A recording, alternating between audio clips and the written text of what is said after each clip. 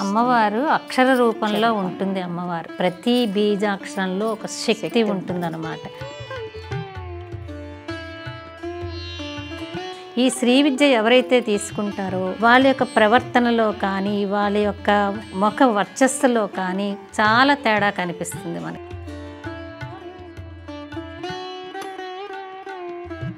అంటే అందరికీ శ్రీ విద్య తీసుకోవాలని, శ్రీ విద్యను మనం ఉపాసన చేయాలని అందరికీ ఉన్నా కూడా అది అందుబాటులో లేని విద్య.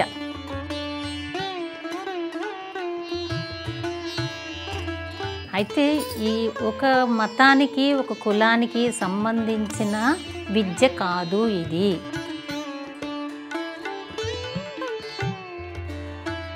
ఆధ్యాత్మికతలో కులమత సంబంధము లేదు. నవరాత్రుల్లో ప్రతి నిత్యం కూడా అమ్మవారి స్మరణ ప్రతి ఒక్కరూ చేసుకుంటే గనక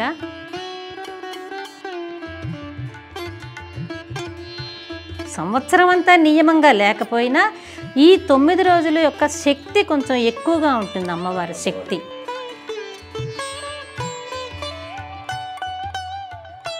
అంటే అమ్మవారిని ఆహ్వానిస్తారు వాళ్ళ మీకు ఆ మంత్రోచ్చారణ ద్వారా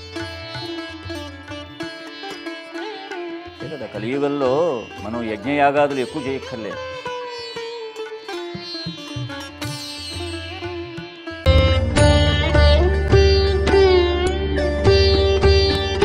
శ్రీ గణేశాయ నమః, శ్రీమాత్రే నమః, శ్రీ గురుభ్యో నమః.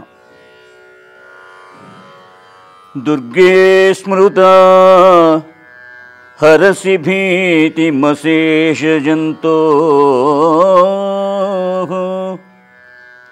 స్వస్థైః స్మృతా మతిమతీవ శుభాం దదాసి.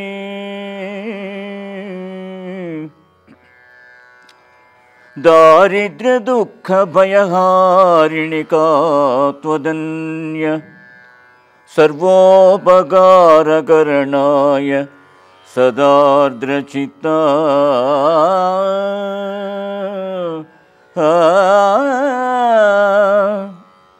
సర్వమంగళమాంగళ్యే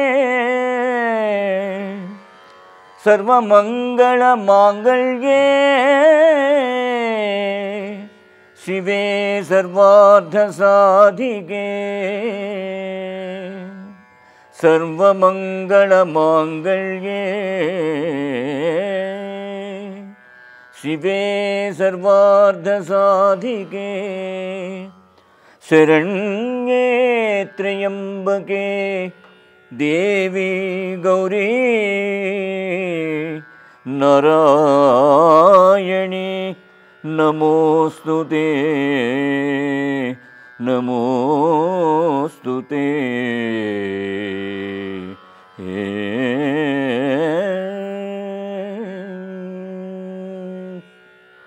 శ్రీ గురుభ్యో నమః.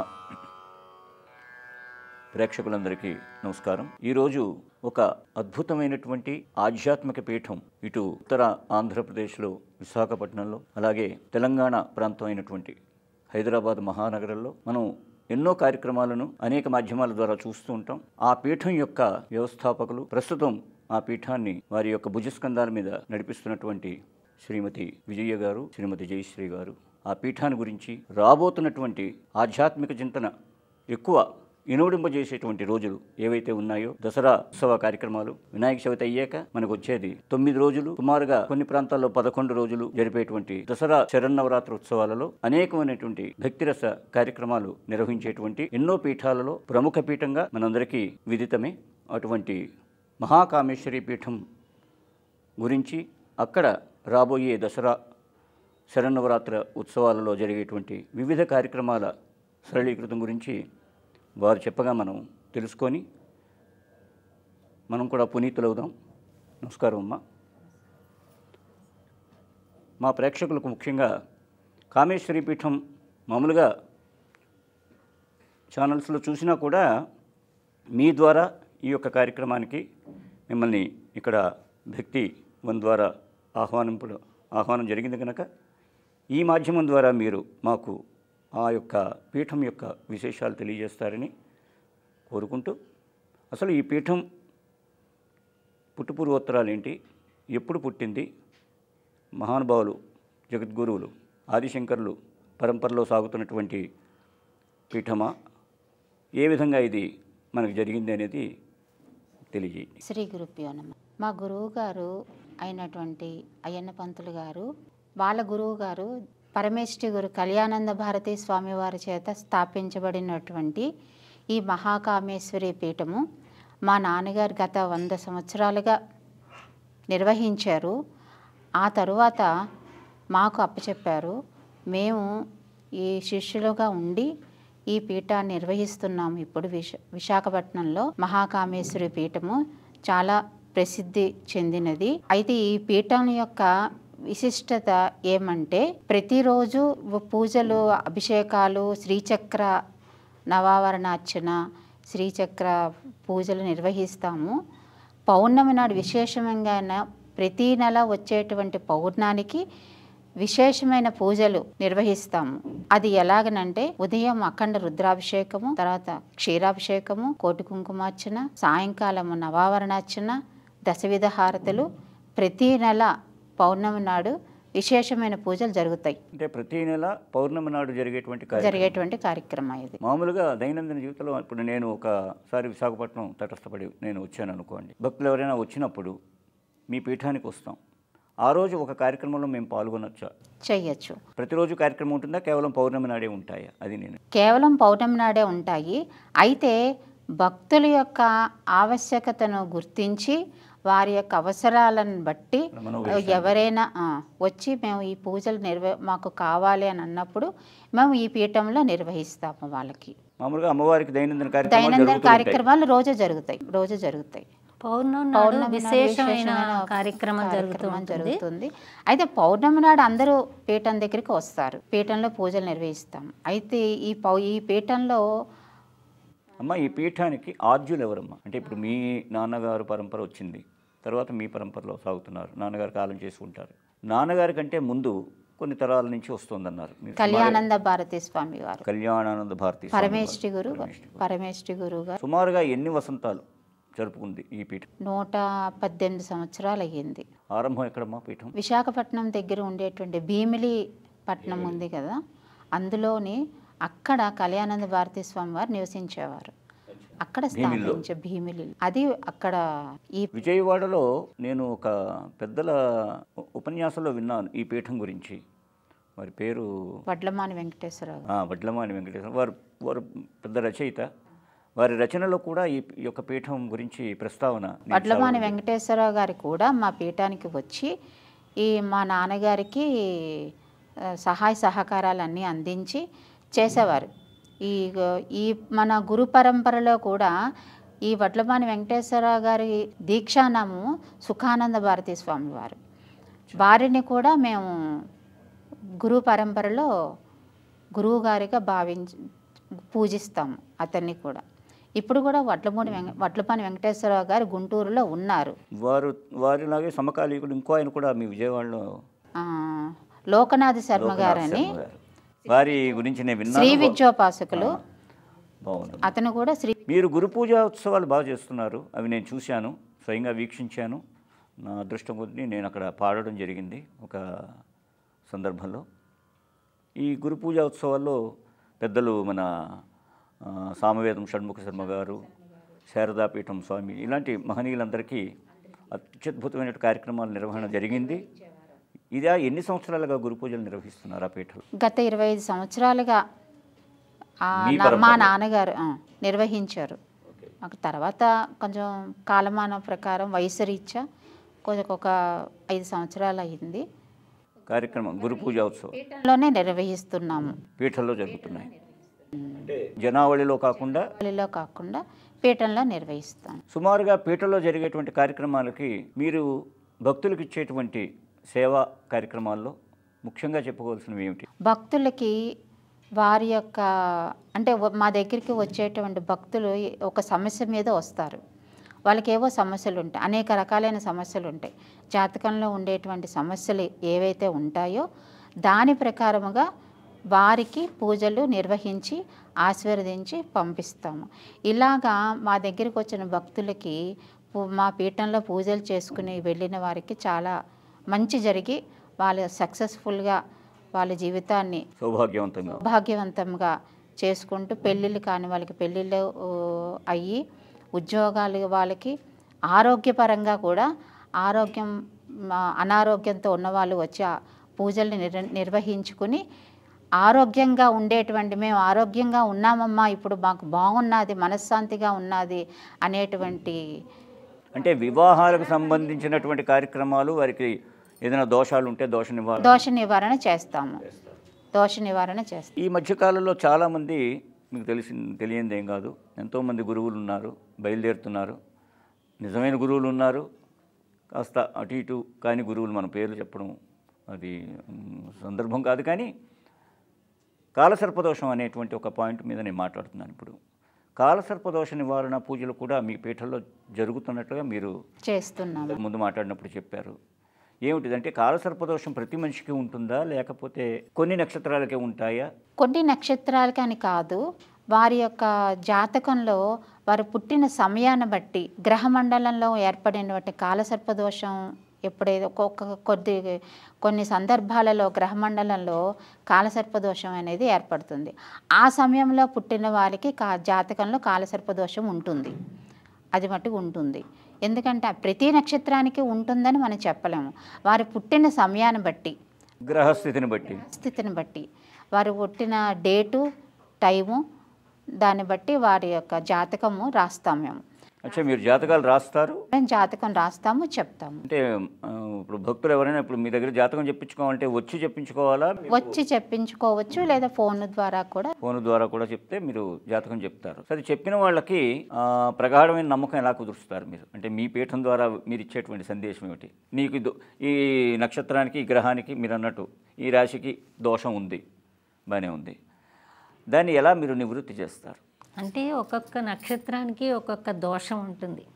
ఆ దోష పరిహారం చేసుకుంటే గనక, అంటే ఇప్పుడు ఏదో ఒక ఇల్లు కాలుతున్నది అనుకోండి, ఇల్లు కాలుతున్నప్పుడు పోలీస్ స్టేషన్ ఖాళీగా ఉంది కదా అని పోలీస్ స్టేషన్కి వెళ్ళి ఎవరు కంప్లైంట్ ఇవ్వరు. దానికి ఫైర్ స్టేషన్కి వెళ్ళి మనం కంప్లైంట్ ఇస్తే వాళ్ళు వచ్చి ఆర్పుతారు. అలాగా ఏ నక్షత్రానికైతే దోషం ఉంటుందో ఆ నక్షత్ర దోష పరిహారం చేస్తేనే, ఈ పరిహారం చెయ్యడం ద్వారా నక్షత్రం యొక్క శాంతి కలిగి వీళ్ళకి అనుకున్న కార్యక్రమాలు, ఈ దోషం ద్వారా ఏదైతే జరగదో, కార్యక్రమాలు ఏవి జరగవో, వాళ్ళు అనుకున్నవి ఏవి జరగటం లేదో, ఈ దోష పరిహారం ఈ పూజ ద్వారా జరగడం ద్వారా వాళ్ళకి అనుకున్న కార్యక్రమాలు జరుగుతాయి అన్నమాట. అలా నివృత్తి చేసిన కార్యక్రమాలు ఏమైనా మీ దగ్గర, అంటే ఇంతమంది మేము చేయించుకున్న కార్యక్రమాలు సఫలీకృతం అయ్యాయండి అని ఉన్న వాళ్ళు ఉన్నారు. మాకు ఫోన్లు చేసి మా పీఠానికి వచ్చి వాళ్ళు సేవ చేసుకుంటారు. ఇప్పటికీ కూడా మా పీఠాన్ని ఆంధ్రప్రదేశ్, తెలంగాణ, హైదరాబాద్ నగరంలో చాలామందికి తెలుసున్న మహాకామేశ్వరి పీఠం చూసానమ్మా, పెద్దనపూడి అయ్యన్న పంతులు గారు, మీ దాంట్లో టి సుబ్బరామరెడ్డి గారు, ఎంపీ గారు, ఇలాంటి మహనీయులు, తర్వాత సినిమా అంటే ప్రసిద్ధి చెందిన యాక్టర్స్ రావడం అన్నీ నేను చూశాను. కానీ మాధ్యమం ద్వారా ప్రేక్షకులు కూడా తెలియజేస్తారు. చాలామంది ఉపకారం కూడా పొందారు మా పీఠం ద్వారా. మేము చాలామందికి ఉపకారం చేసాము. అంటే చేసింది మనం చెప్పుకోకూడదు, భక్తులు అదే కదా పీఠం యొక్క గొప్పతనం, అదే కదా. మీ పీఠం ద్వారా ఈరోజు ₹1 మనం అకౌంట్లో వేసుకుంటే రేపు పొద్దున ₹10 మనకి అది బ్యాలెన్స్ అవుతుంది. సో మీ పీఠంలో చేసుకున్నటువంటి సేవా నిరత ఏదైతే ఉందో, అమ్మవారి సేవ, రేపు పొద్దున వారి జీవితానికి ఆలంబన కావాలనే కదా. మా పీఠంలో పూజలు చేసుకున్న ప్రతి వాళ్ళకి కూడా మంచి ఫలితాలు అమ్మవారు అందిస్తుంది. అది మటు ప్రగాఢమైన నమ్మకం మాకున్నది. ఎందుకంటే ఇంతవరకు మంచి రిజల్ట్ వచ్చింది. చాలామంది కూడా మాకు ఫోన్లు చేసి పిల్లలు లేని వాళ్ళకి పుత్రకామేష్టమి నేను చేస్తాము, దాని అమ్మ మాకు ఇలాగా పిల్లలు కలిగారు, మీ పీఠంలో పూజలు చేసుకున్నాము, ఇలాగ మీరు ఆశీర్వదించారు, అమ్మవారి ఆశీర్వాద బలం వల్ల మాకు ఇలా జరిగింది, ఆ మహాకామేశ్వరి అమ్మవారు మాకు ఈ పీఠాన్ని ముందుకు నడిపిస్తోంది, కానీ మేము మానవ మాత్రులు. మీరు మహాకామేశ్వరి అని అమ్మవారి యొక్క నామం పెట్టారు. నేను అంటే పెద్దల దగ్గర కొన్ని చదువుగా విన్నది ఏంటంటే, మహాకామేశ్వరి అనగానే ఒక రకమైనటువంటి శక్తి స్వరూపిణి, అంటే రాజరాజేశ్వరి అయినా పేరు కామేశ్వరీదేవి అమ్మవారి యొక్క ఆ నామంతో జరిగేటువంటి దానికి ప్రత్యేకమైనటువంటి పూజా సేవా కార్యక్రమాలు ఉన్నాయి, దానికి మడి ఎక్కువ ఉండాలి అంటారు. అది మీరేమైనా చెప్పగలరా? అది ఎందుకు అంత అంటే పకడ్బందీగా కొంచెం ఏదో కత్తి మీద సాములా, మనం కత్తి మీద నడవలేము కదా కత్తి, ఎందుకంటే అంత పొదునుగా ఉంటుంది. అలాగే కామేశ్వరి యొక్క నామం మహాకామేశ్వరి అన్న నామము మా పీఠాన్ని మా నాన్నగారు ఏ విధంగా పెట్టారో తెలియదు, కానీ అయితే వారికి అమ్మవారు చెప్పినది వారి గురువు పరపర చెప్పారు కాబట్టి ఆ నామం మా పీఠానికి వచ్చింది. మహాకామేశ్వరి అమ్మవారు మీరు చెప్పినట్టు ఆమెను కొలవడం కూడా కత్తి మీద సామే, మడి ఆచారాలు సాంప్రదాయం ప్రకారంగా. ఎందుకంటే కామేశ్వరి పీఠం యొక్క ఈ యొక్క కార్యక్రమాలు ఎక్కువగా నేను తూర్పుగోదావరి జిల్లా అమలాపురం ఈ ఏరియాలో ఎక్కువ కుటుంబాల్లో చూస్తూ. అయితే కామేశ్వరి కొలువని కూడా పెట్టుకుంటారు, అది కూడా మా పీఠంలో నిర్వహిస్తాము. ఆ తర్వాత ఈ దేవి నవరాత్రుల్లో వస్తున్నా మీ దగ్గరికి వస్తున్నా. ఇంకొక పాయింట్, ఇప్పుడు మీరు కాలసర్పదోషం పాయింట్ అన్నారు కదా, ఎన్నో ప్రత్యేకమైనటువంటి దేవస్థానాలు ఉన్నాయి. ఫర్ ఎగ్జాంపుల్ మనకి ఆంధ్ర రాష్ట్రాల్లో కాళహస్తి ఉంది, అలాగే తమిళనాడులో ఇలాగా ప్రత్యేకమైనటువంటి అటు ఈవెన్ పై దేశం నేపాల్లో కూడా కాలసర్పానికి సంబంధించినటువంటి ఒక పెద్ద దేవాలయమే ఉంది. అక్కడికి వెళితే అసలు కాలసర్పదోషాలే చేయించుకోక్కర్లేదని ఒక నానుడు కూడా ఉంది. పశుపతినాథు దేవాలయంలోనే ఒక భాగం అది. సో మీరు భక్తులకి, ఎందుకంటే చాలామందికి కాలసర్పదోషం అని చెప్పి రకరకాల పూజలు చేస్తున్నారు. అదే మనం దేవస్థానం కాళహస్తి వెళ్ళాం అనుకోండి, గవర్నమెంట్ పూజలు మీకు తెలుసు కదా, దేవస్థానానికి పెడతాం, ఒక టికెట్ ఇస్తారు, 10 మందిలో కూర్చోబెడతారు. ఇప్పుడు అన్నవరం సత్యనారాయణ స్వామి దేవస్థానానికి పెడతాం, 100 మందిని 1000 మందిని కూర్చోబెడతారు, ఒక పురోహితుడు చదువుతారు, నలుగురితో పాటు నారాయణ అయిపోయింది. కానీ ఇంట్లో చేసుకున్నటువంటి కార్యక్రమాలు, పీఠల్లో చేసుకున్న కార్యక్రమాలకు ఎప్పుడూ కూడా విలువ ఉంటుంది. అంటే వాళ్ళకి విలువ ఉండదని కాదు, అది నలుగురితో పాటు. అది ఇక్కడ మనం చేసుకునేటువంటి కార్యక్రమం ఏ విధంగా ఉన్నదాని మీద కాస్త సౌలభ్యంగా ఉంటుంది. అయితే మేము నిర్వహించేటువంటి కాలసర్పదోష నివారణ యజ్ఞం అంటాం దీన్ని, నాగశాంతి మహాయజ్ఞం కూడా అంటాము. అయితే వారికి ఎవరి ఇండివిజువల్ పూజ వాళ్ళది అలా నిర్వహిస్తాము, వాళ్ళే స్వయంగా చేసుకుంటారు. అయితే మా పీఠంలో పూజ నిర్వహించాలంటే అంటే వాళ్ళే స్వయంగా చేసుకోవడంలో అంటే వాళ్ళే స్వయంగా వాళ్ళ చేత చేపిస్తాం అన్నమాట. వాళ్ళు చేత చేపిస్తాం అన్ని కూడా. గుడిలోకి వెళ్ళాం అనుకోండి, గుడిలోకి వెళ్తే మనం లోపలికి గర్భగుడిలోకి మనం ఎంటర్ అవ్వలేము. ఒక అభిషేకం చేసుకోవాలన్నా దానికి తగ్గ పూజారి గారు ఉంటారు, మనం అక్కడ నించుని మనసులో కొలుసుకుంటుంటే వారు చేస్తూ ఉంటారు. కానీ గుళ్ళో అయితే అది పద్ధతి, అది కరెక్ట్ పద్ధతి. కానీ మా ఇంట్లో చేసే అంటే పీఠంలో చేసే పద్ధతి ఏంటంటే, ఇక్కడ నవనాగ మండపం వేసి ప్రతి ఒక్కరికి కూడా వాళ్ళే స్వయంగా చేసుకునేలాగా ఏర్పాటు చేస్తాం. అయితే కాలసర్పదోషం అనగానే, సర్పం అనగానే కూడా వీళ్ళు అంటే సర్పానికే పూజిస్తే మనకి ఈ దోషమంతా పోతుందా అని కాదు, కాలాన్ని సర్పంతో పోలుస్తారు. ఎందుకంటే సర్పం చూడగానే ఎవరికైనా ఒక రకమైన భయం పుడుతుంది.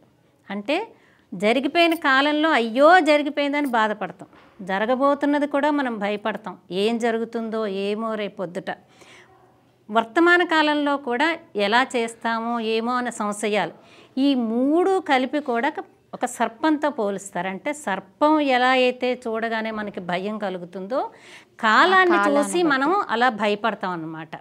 అందుకని సర్పానికి సర్పరూపంలో అక్కడ మనం విగ్రహాలు పెట్టి కాలసర్పదోషం నివారణ చేస్తాం. అంటే కాలాన్ని గడిచిపోయిన భూత భవిష్యత్ కాలాలకి కూడా మీరు భయపడకుండా కాలాన్ని అమ్మవారి చేతిలో పెట్టి నువ్వు నన్ను నడిపించు అని సర్పరూపంలోని అమ్మవారిని మనం ధ్యానం చేస్తూ పూజ చేయడం ద్వారా కాలానికి కానీ రాబోయే ఆపదలకు కానీ భయాలకు కానీ ఏవీ లేకుండా మనం నిర్వహించే కార్యక్రమమే. నాకు ఒక చిన్న సంశయం, మీ మాట కట్టుస్తున్నా. అసలు సర్పదోషము అంటే చాలామంది రకరకాలుగా చెప్తున్నారు. ఈ మధ్యకాలంలో ఎన్నో వింత విషయాలు కూడా వింటున్నాం. ఈ కాలసర్పదోషం ప్రజల్ని మూఢులను చేస్తోంది, నమ్మకంతో వాళ్ళని పాపం అన్యాయం చేస్తున్నారని చాలా ఛానల్స్లో మన కార్యక్రమాలు చూస్తున్నాం. నేను అంటే మీ కార్యక్రమానికి మీ పీఠం అని కాదు, చాలా చూస్తున్నాం. అసలు సర్పదోషానికి ఏమిటి కారణం? అంటే ఈ యొక్క జీవితంలో చేసిన తప్ప, లేకపోతే పూర్వజన్మలో సుకృతమా, ఏమిటి? దేనివల్ల సర్పదోషం అనేది వస్తుంది? ఈ సర్పదోషం అనేది పూర్వజన్మలో చేసిన సుకృతాన్ని బట్టి ఉంటుంది. అంటే పావుని చంపినందువల్ల సర్పదోషమా అది అది అది అది కాదు, అంటే ఒకటి పాముని చంపినందువల్ల అమ్మవారు అని కూడా నేను కొంతమంది చెప్పగా విన్నాను. అవి కూడా కొన్ని వాడుకలోకి వస్తున్నాయి. కానీ ఈ కాలసర్పదోషం అనేది పూర్వజన్మ సుకృతాన్ని బట్టే ఉంటుంది. అది చేసినటువంటి పాపాలు వాళ్ళ పూర్వీకులు చేసినటువంటి ఏదైనా వాళ్ళు తప్పులు చేసిన, పాములు చంపిన వాళ్ళు పూర్వీకులు ఉంటారు కదా, వాళ్ళు చేసినటువంటి విన్నానమ్మా. మా తాతగారు చెప్పేవారు సర్పదోషం 7 సంవత్సరాలు ఉంటుంది, 7 వంశాలు పాడు చేస్తుందని. వాళ్ళ పిల్లలకి సంక్రమిస్తుంది. అలా నడుస్తూనే ఇంట్లో గుడ్డివారిగా, కుంటివారిగా, మూగివారిగా ఇవన్నీ కాలసర్పదోష నివారణ చేసుకోకపోతే జరిగే ఈ కాలసర్పదోషం ఉన్న వాళ్ళకి కూడా మా పీఠంలో చేసినటువంటి పూజ ఎలా అయితే ఉంటుంది, ఇది 6 అవర్స్ పూజ. ఇది మేము 6 గంటలు నిర్వహిస్తాము. ఒక్కొక్క దీపారాధన. అందుకే నేను చెప్పింది సంకల్పం, జాతక దోష నివారణ, నవనాగ మండప ఆరాధన, అర్చన, అభిషేకం, నవనాగ దేవత యొక్క మంత్రాలతో హోమం, అదొక 2 అవర్స్ ఉంటుంది. మండపారాధన 2 గంటలు. అంటే ఈ 6 గంటల పూజా కార్యక్రమం నిర్వహణకి ముఖ్యంగా ముందు మీరు జాతకం చూస్తారు. ముందు జాతకం చూస్తారు. అంటే ఒకవేళ జాతకం వాళ్ళ దగ్గర డీటెయిల్స్ కరెక్ట్గా లేవనుకోండి, లేకపోతే ఈ నవనాగు యొక్క మంత్రాలతోటి వాడికి పూర్తి కాలసర్పదోష నివారణ చేస్తాం. అని అడిగేది. వాళ్ళకి దోష నివారణ చేసుకోవడానికి వస్తారు. ఎవరో చెప్తారు, ఒక గురువు చెప్తాడు నీకు కాలసర్పదోషం ఉందయ్యా అని. సో దాన్ని పట్టుకొని మీ దగ్గరికి, మీ పీఠంకి వచ్చారు.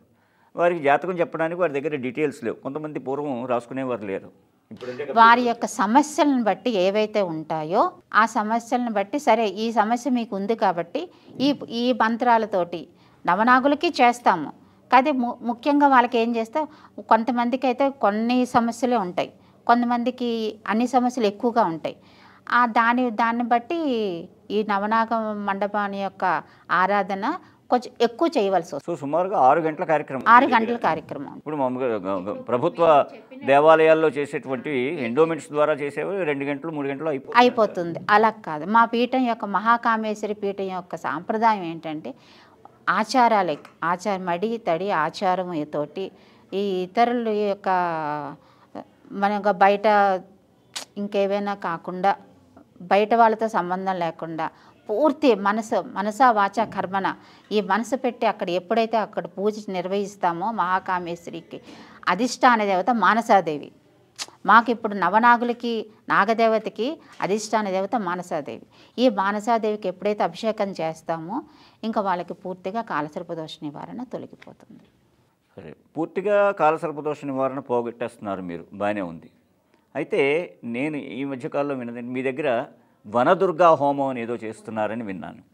ఏమిటి దాని ప్రత్యేకత? వనదుర్గా హోమం చేస్తాం. అనారోగ్య సమస్యలతో ఉన్న వారికి వనదుర్గా హోమం చేసినట్లయితే వారికి ఆరోగ్య సమస్య తీరుతుంది. అంటే వనదుర్గా అనే అమ్మవారు ప్రత్యేకంగా ఉందమ్మా? వనదుర్గా అమ్మవారు మహిషి యొక్క వాహనం మీద నిలబడి ఉంటుంది. వనదుర్గా అమ్మవారిలో వటుక భైరవ, కాలభైరవ, శక్తి భైరవ ఇవన్నీ కూడా వస్తాయి మంత్రాలతోటి. అందుకని అనారోగ్యంతో సమస్యలతో బాధపడే వాళ్ళకి కొన్ని సమస్యలు ఉంటాయి. ఎవరికైనా ఏదో తీరని సమస్యలు ఏవో ఉంటాయి, ఆస్తిపరంగా కానీ, ఆస్తులు రాలేకపోవడం, వారికి వనదుర్గా హోమం చేసి వాళ్ళకి ఆశీర్వదించి పంపిస్తాం. ఈ మధ్య నేను ఒక కార్యక్రమానికి అటెండ్ అయినమ్మా, ఆధ్యాత్మిక కార్యక్రమం. అందులో సనాతన ధర్మం గురించి ఏవో ఉపన్యాసకులు పెద్దవాళ్ళు చెప్తున్నారు. ఆయన మాటల్లో నేను విన్నది ఏంటంటే, ఏలినాటి శని వేరు, ఇటు కాలసర్పదోషం వేరు అంటున్నారు. ఏమిటి వీటికి పొంతన? మీ పీఠం ద్వారా మీరు ఏం చెప్తారు దీనికి? ఏలినాటి శని గోచార రీత్యా ఏలినాటి శని ప్రభావం చూపిస్తుంది. కాలసర్పదోషం జాతకం మీద ప్రభావం చూపిస్తుంది. జాతక రీత్యా కాలసర్పదోషం చూపిస్తుంది. అది ఏలినాటి శని మీకు 2.5 సంవత్సరాలు చూపిస్తుంది. వస్తుంది, మధ్యలో ఉంటుంది, వెళ్ళిపోతుంది. అది సంచారం. అది కాలసర్పదోషం అలా కాదు, జీవితాంతం వెంటబడుతుంది. కాలసర్పదోషం జీవితాంతం వెంటబడుతుంది. మరి మీరు చేసిన తర్వాత అక్కడి నుంచి అక్కడ బ్రేక్ నుంచి 3 నెలల్లో వాళ్ళకి ఉపశమనం కలుగుతుంది. ఉపశమనం కలిగిస్తుంది. చాలా బాగుంది. 3 నెలల కాలం టైం ఇస్తాము. అది ఆ మంత్రం ఇస్తాము. ఆ మంత్రం చేసుకుంటారు వాళ్ళు. అసలు మీరు ఉపదేశిస్తారు? ఇస్తాము. మా శ్రీ విద్యోపాసన మీ దాంట్లో, మీ యొక్క పీఠంలో శ్రీ విద్యోపాసకులు ఉంటారా, లేకపోతే మామూలుగా అది ఎవరికి మీరు ఉపదేశిస్తారు? దానికి ఏమైనా ప్రత్యేకమైనటువంటి విధి విధానం ఏమైనా ఉందా? శ్రీ విద్య ఉపాసన మా అందరికీ ఉన్నది. మా పీఠంలో ఉన్న వాళ్ళందరికీ శ్రీ విద్య ఉపాసన ఉంది. శ్రీచక్ర నవావరణార్చన ఎప్పుడైతే చేస్తామో దానికి శ్రీ విద్య ఉంటేనే నవావరణార్చన చేయడానికి అర్హత ఉంటుంది. శ్రీచక్రానికి పూజలు ఇప్పుడు అందరూ నిర్వహిస్తున్నారు, కుంకుమ పూజలు చేసుకుంటున్నారు, అందరూ చేసుకుంటారు. అది కాదు పద్ధతి. అయితే చేసుకోవడానికి ఉపశమన లలితా సహస్రనామంతో చేస్తున్నారు. శ్రీ విద్య అనేది దానికి ప్రత్యేకటువంటి దాని యొక్క బీజాక్షరాల సంపుటి వారికి ఉపదేశం చేస్తాం. ఎవరైతే ఉపాసకులుగా వస్తారో చెయ్యాలని కుతూహలం ఉండాలి వారికి. మేము ఇస్తామని మేము పిలవము. వారికి మేము అంటే వయస్సు ప్రాధాన్యత ఏమైనా ఉందా దానికి? ఇంత వయసులో చెయ్యాలి, ఇంత వయసు దాటిన వాళ్ళు చెయ్యాలి అని అంటే ఇప్పుడు మామూలుగా స్త్రీలకైతే కొన్ని ఇబ్బందికరమైనటువంటి పరిస్థితుల్లో వాళ్ళకి శ్రీ విద్యా మంత్రం అదే ఆ సమస్యలు తీరిపోయిన తర్వాత వస్తే మేము శ్రీ విద్య ఇస్తాము. ఆ సమస్యలు ఉండగా చేయడానికి కొంచెం ఆటంకాలు ఏర్పడతాయి. శ్రీ విద్య తీసుకుంటే మటుకు మోక్షానికి అమ్మవారి పాదాల చెంతకి చేరడానికి దారి చూపిస్తుందమ్మ. శ్రీ విద్య బీజాక్షరాలు అంత మహత్తరమైనవి. శక్తినిస్తుంది అమ్మవారు. శ్రీ విద్యలో ఉండేటువంటి మంత్రాలు, ఆ శక్తిని వీళ్ళు పొందాలి అంటే సాధన చెయ్యాలి.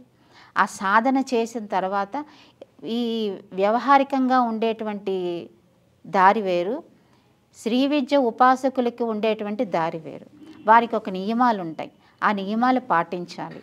ఆ నియమాలు పాటించి శ్రీ విద్యలో ఉపదేశం బీజాక్షరాల మంత్ర సాధన చేసినట్లయితే ఇంకా అమ్మవారి పాదాల చెంతకి అమ్మవారే తీసుకెళ్ళిపోతుంది. అంతే కదమ్మా, తల్లి దగ్గర ఉన్న ధైర్యం, తల్లి దగ్గర ఎప్పుడు ధైర్యం. మోక్షానికి మార్గం ఆవిడే అమ్మవారు అక్షర రూపంలో ఉంటుంది. అమ్మవారు ప్రతి బీజాక్షరంలో ఒక శక్తి ఉంటుందన్నమాట. అంటే మంత్రం ఇవ్వగానే మాకు శక్తి వచ్చేస్తుంది అంటే కాదు. అంటే ఈ మంత్ర ఉపాసన చేయాలి. సాధనతో సాధించాలి. సాధన.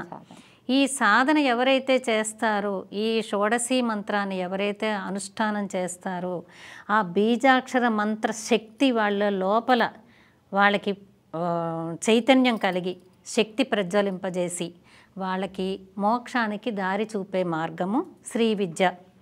ఈ శ్రీ విద్య ఎవరైతే తీసుకుంటారో వాళ్ళ యొక్క ప్రవర్తనలో కానీ వాళ్ళ యొక్క ముఖ వర్చస్సులో కానీ చాలా తేడా కనిపిస్తుంది మనకి.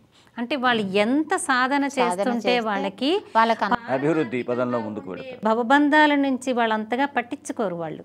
ఎందుకంటే కొంతమందికి ఒక డబ్బు వస్తుంది, మనకి ఈ కార్యక్రమం అవుతుంది అంటే అవ్వలేదంటే నిరుత్సాహపడిపోతారు. శ్రీ విద్యోపాసకులు నిరుత్సాహపడరు. ఇది అమ్మవారి ఆజ్ఞతో మనకి ఇది జరిగింది, ఇది జరుగుతుంది, ఇది జరగలేదు అని వాళ్ళు నిర్లిప్తంగా ఉంటారు. అన్నింటినీ ఒకేలాగా చూడగలిగేంత ఆలోచనలో వస్తారు వాళ్ళు. ఒక రకమైన వైరాగ్యం వస్తుంది శ్రీ విద్యోపాసకులకి. నెక్స్ట్ ఏంటంటే శ్రీ విద్య బీజాక్షర మంత్ర సంపుటి ఎప్పుడైతే చేస్తామో ఆ యొక్క అమ్మవారి శక్తిని మనం పొందుతాం. అందుకని ఎవరికైనా కాళ్ళు ఏదైనా ఏమ్మా నిన్ను రాలేదని అడిగితే కాళ్ళలో శక్తి లేదండి, నడవలేకపోతున్నాను, అందుకే రాలేకపోయినా ఒక నానుడి మాట ఉంటుంది. ఆ శక్తి లేదు అన్న మాటకి అర్థం ఏంటంటే అమ్మవారి యొక్క శక్తి నీలో నడిపిస్తున్నది. అది యాదేవి సర్వభూతేషు శక్తి రూపేణ సంస్థిత. నమస్తస్యే నమస్తస్యే నమస్తస్యే నమో నమః. ప్రతి ఒక్క వ్యక్తిలోని శక్తి వలనే నీ చెయ్యి నడుస్తున్నా, కంటి చూపు చూస్తున్నా, పంచేంద్రియాలు కూడా పంచకర్మలు కూడా అమ్మవారి శక్తితో నడుస్తున్నాయి. అందుకని ఎవరైనా కూడా అంటే అందరికీ శ్రీ విద్య తీసుకోవాలని, శ్రీ విద్యను మనం ఉపాసన చేయాలని అందరికీ ఉన్నా కూడా అది అందుబాటులో లేని విద్య. అయితే నాకు శ్రీ విద్య లేదు, నేను అమ్మవారిని చేరుకోలేనా అని కాదు. ఇప్పుడు ఉదయాన్నే మామూలుగా బ్రాహ్మీ ముహూర్తాల్లో లేచి కార్యక్రమాలు చేసుకునేటువంటి మామూలుగా సద్బ్రాహ్మణులు ఉంటారు. మరి కొంతమంది ఇతర మతాల వారు, ఇతర కులాల వారు, వాడికి కూడా ఒక ఇంట్రెస్ట్ ఉంటుంది ఏదో ఇంట్లో సాధించాలని.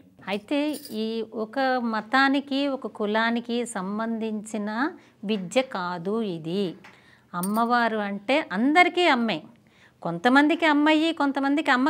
అది నేను మీ ద్వారా చెప్పించాలని. ఎందుకంటే ఇప్పుడు అంతా విపరీతమైనటువంటి వ్యాపార ధోరణిలో చాలామంది ఇది నువ్వే చేసుకోవాలి, ఇది ఈ కులం వాడే చేసుకోవాలి, ఇది ఈ మతం వాడే చేసుకోవాలి అనేది.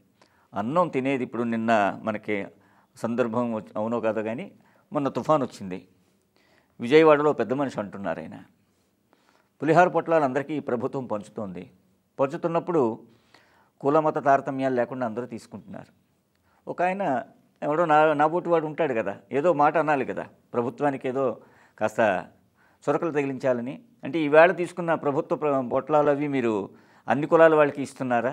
మరి అక్కడ ఆ కులం వాడు ముట్టుకోకూడదు, ఇక్కడ ఈ కులం వాడు ముట్టుకోకూడదు అంటారు కదా. మరి ఇక్కడికి వచ్చేప్పటికీ ప్రభుత్వం ఏ కులం చూసిస్తోంది అంట. అందుకని నేను అడుగుతున్నాను, కులమతాలు అనేవి ఆధ్యాత్మిక చింతనలో ఉండకూడదు. ఆధ్యాత్మికతలో కులమత సంబంధము లేదు. ముఖ్యంగా మన హిందూ సమాజంలో ఈ యొక్క సాంప్రదాయంలో అందరూ కూడా మమేకమై ఇటువంటి కార్యక్రమాల్లో పాల్పంచుకోవడం ఎంతైనా ముదాహం. Coming to the next point అమ్మా, ఇప్పుడు దసరాలకి మీరు ఈ కార్యక్రమం గురించి చెప్పడానికి వచ్చారు కనుక, దసరాలు పాడ్యం లగాయతు దశమి వరకు మీరు చేసేటువంటి కార్యక్రమాల్లోని విశేషాలు ఏంటి? నవరాత్రుల్లో ప్రతి నిత్యం కూడా అమ్మవారి స్మరణ ప్రతి ఒక్కరూ చేసుకుంటే గనక వాళ్ళకి శక్తి ఇనుమడింపజేసి వీళ్ళే చేసుకుంటే అమ్మవారికి చేరువలో అవుతారని లేదు. ప్రతి ఒక్కరు కూడా అమ్మవారిని కొలుచుకోవచ్చు. అమ్మవారికి నాకు ఉపదేశం లేదు, నేను ఎలాగా అనుకునే వాళ్ళకి శ్రీమాత్రే నమః అదొకటి అనుకోండి చాలు. అది ఒక 1000 శక్తి మంత్రాలతో కూడుకున్న మంత్రం. అది నాకు చాలా మంచి మాట చెప్పారు. తరించడం ఎలాగా అనుకునే వాళ్ళకి ఓం నమః శివాయ పంచాక్షరి ఒకటి, శ్రీమాత్రే నమః ఆ 2 అనుకోండి. అనుకున్నంత మాత్రాన అమ్మ మీకు కృప చూపిస్తుంది. అలాగే 60 పెద్దలు గరికపాటి వారు చాలా సందర్భాల్లో నేను వింటూ ఉంటాను, వారైనా చాగంటి వారైనా ఇలాంటి మహనీయులు చెప్తూ ఉంటారు. 3 మాటలు అనుకోండి, శ్రీమాత్రే నమః, శ్రీ మహాగణాధిపతే నమః, శ్రీ గురుభ్యో నమః, పంచాక్షరి ఓం నమః శివాయ, ఓం నమో భగవతే వాసుదేవ. ఈ 5 మనకి ఇచ్చేశారు పెద్దలు. అవి ఉపదేశం అంటే ఉపదేశమే, అది అందరూ చదవచ్చు. హాయిగా మన రోడ్డు మీద వెడుతున్నప్పుడు, నిద్రపోతున్నప్పుడు ఎంతో బాగా చెప్తున్నారు. అవి ప్రతి వాళ్ళు పాటించాలని నేను కూడా ఈ మాధ్యమం ద్వారా అందరికీ తెలియజేస్తున్నాను. ఎందుకంటే అంత మహనీయులు, ఇప్పుడు గరిపాటి గారు కానీ, మన చాగంటి కోటేశ్వరరావు గారు కానీ, సామవేదం గారు కానీ, మనకు ఉన్నటువంటి 3 త్రిమూర్తులు అని చెప్పాలి. బ్రహ్మ విష్ణు మహేశ్వరులా మనకి మన హైందవ మతాన్ని ముందుకు నడిపిస్తున్నటువంటి, నిజంగా వాడు ఇచ్చేటువంటి భాషణాలు మామూలుగా ఉండవు అమ్మ. తప్పకుండా. సో పాడ్యమి నాడు మీరు చేసే కార్యక్రమం? పాడ్యమి నాడు నవరాత్రుల్లోని మొట్టమొదటి రోజు గురువుల్ని ప్రార్థన చేసి, గురువులను ఆవాహన చేసి, గురుకలశం స్థాపించి పీఠంలో గురువుల యొక్క అంటే మాకు ఆ పీఠంలో ఉండే గురువుల్ని ఆ రోజు సత్కరించుకుని గురు పూజ విధానం జరుగుతుంది. పూజ చేసి జ్యోతి ప్రజ్వలన చేసి యాగమందిర ప్రవేశం చేస్తాం. అంటే యాగమందిరం ప్రవేశం చేయడానికి కొన్ని నియమాలు ఉంటాయి, కొన్ని మడి ఆచారాలు ఉంటాయి. గురువుల్ని ప్రార్థించి వాళ్ళ యొక్క అనుమతితోని మనం మందిర ప్రవేశం చేసి యజ్ఞ యొక్క అగ్నిని ప్రజ్వలింపజేస్తాం ఆ రోజు. అంటే ఆ రోజు కార్యక్రమం ఉదయం మొట్టమొదట గురువులతోని మనకి కార్యక్రమం మొదలవుతుంది. గురువులు ప్రార్థన అయ్యి గురువులను సత్కరించుకున్న తర్వాత పీఠంలో ఉండే అమ్మవారి సేవ చేసుకునే వాళ్ళు ఉంటారు. వాళ్ళందరికీ కూడా దీక్షా వస్త్రాలు ఇచ్చి దీక్ష కంకణం కడతాం. అంటే దీక్ష వస్త్రం ఇచ్చి కంకణం కట్టడం ఎందుకు? 9 రోజులు వస్తారు కదా పూజ. 9 రోజులు దీక్షా వస్త్రాలతో ఉండాలా? దీక్షా వస్త్రాలతో. దీక్ష అనగానే ఒక నియమంతో కూడుకున్న ఈ 9 రోజులు చెయ్యాలన్నమాట. అంటే సంవత్సరం అంతా నియమంగా లేకపోయినా ఈ 9 రోజుల యొక్క శక్తి కొంచెం ఎక్కువగా ఉంటుంది, అమ్మవారి శక్తి. ఈ 9 రోజులు నువ్వు అమ్మవారిని ఆహ్వానిస్తారు వాళ్ళ మీకు ఆ మంత్రోచ్చారణ ద్వారా. వాళ్ళకి దీక్షా వస్త్రాలు ఇచ్చి 9 రోజులు దీక్ష కంకణం కట్టి ఈ 9 రోజులు కూడా నీ ఆలోచన, పని, పద్ధతి అన్నీ కూడా అమ్మతో మమేకమైపోవాలి. ఎందుకంటే నువ్వు ఏ సేవ చేసినా కూడా అమ్మ నేను ఏ సేవ చేస్తే అమ్మ సంతృప్తి పొందుతుందన్న ఆలోచనలో ఉండాలి. ఈ ఆలోచన ఈ 9 రోజులు కూడా గడిచిన తర్వాత ఈ ఆలోచన విరమించేసుకోవచ్చు అంటే కాదు. అంటే సంవత్సరం పొడుగు కూడా నువ్వు అమ్మవారి ధ్యాసలో ఉంటే అమ్మవారి పాదాల చెంతకి చేరగలవు. కానీ చెయ్యలేను, నాకు సంసారం ఉంది, నాకు ఈ ఆలోచన ఉంది అంటే కనీసం నువ్వు చేసే ప్రతి పనిలో కూడా అమ్మవారిని తలుచుకుని చేస్తే అమ్మవారి నీ వెనక నుండి నడిపిస్తుంది. ఈ 9 రోజులు కూడా ఈ సంవత్సరంలో ఉండే 365 రోజుల్లో ఉన్న శక్తి కన్నా రెట్టింపు శక్తి ఉంటుంది. కాబట్టి దీక్షగా నువ్వు 9 రోజులు చెయ్యాలని దీక్ష. అంటే వాటికి శక్తి పూజలని కూడా పేరుంది. దసరా నవరాత్రులకి శక్తి పూజ అంటారు. ఎందుకంటే మనకి మామూలుగా విశక్తి రూపిణిగా అమ్మవారి యొక్క రూపం మనకి యాక్చువల్గా శాస్త్ర ప్రకారం అక్టోబర్, నవంబరు, జూలై నుంచి వర్షాలు ప్రారంభించినటువంటి సమయాల్లో మనకి అనేకమైనటువంటి రుగ్మతలు, ఎన్నో రోగాలు వస్తుంటాయి మనకి, ఎందుకంటే వర్షాకాలం కనుక. తర్వాత వాటి నుండి కొంత కీటకాలు బయలుదేరుతుంటాయి, దోమలని ఇవన్నీ.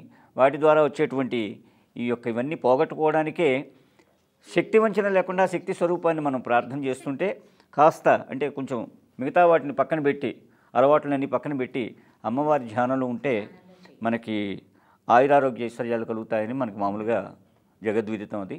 సో అంచేత శక్తి రూపేణ సంస్థితాన్ని మీరు అమ్మవారి ఆ శక్తిని 9 రోజులు కూడా శక్తి వంచన లేకుండా, నీకు శక్తి ఉండి నేను చెయ్యలేనని కూర్చోకూడదు. శక్తి కొలది నువ్వు చెయ్యి. పైకి పెద్ద పరుగులు పెట్టద్దు. ఎంతరో బాగా చేస్తున్నారు, నేను చెయ్యలేకపోతున్నాను, శక్తికి మించిన చెయ్యకు. నీ శక్తి, నీలో ఉన్న శక్తిని, భక్తిని కూడా ఎక్కువ చేసుకుని అమ్మవారి ధ్యానంలో ఉండి చేసుకునేలాగా ఆ రోజు కంకణాలు కడతారు పాడ్యమి రోజు. అదే రోజు అమ్మవారికి ప్రతిష్టాపన చేసి ఇందులో ఇంకొక పాయింట్ మీరు చెప్పేదాంట్లో, భార్యాభర్తలు ఇప్పుడు మామూలుగా అందరూ కూడా మీకు తెలుసు కదా, ఎక్కువ శాతం సాఫ్ట్వేర్ ఇండస్ట్రీస్లో స్థిరపడినటువంటి ఉద్యోగస్తులు.